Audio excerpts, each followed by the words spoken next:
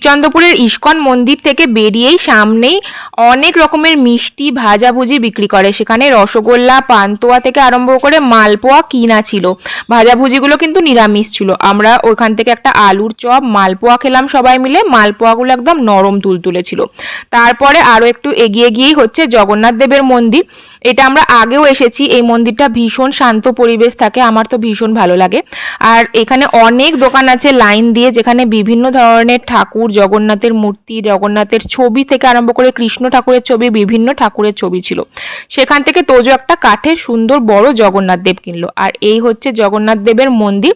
ভেতরে camera allow করে না বলে ভেতরে তো ছবি তোলা যায়নি। ভেতরটা আরো সুন্দর। আর যে কাঠের দোকান থেকে আমরা কিনলাম জগন্নাথ দেব, সেটা হচ্ছে জাস্ট একদম লাস্টের দোকানটা। আর এখানে বসে বসে একদম কাঠের জিনিস বানাচ্ছে, একদম জেনুইন। তো সেখান থেকেই জগন্নাথ দেব কিনলাম। আরো অনেক কিছুই এখানে ছিল।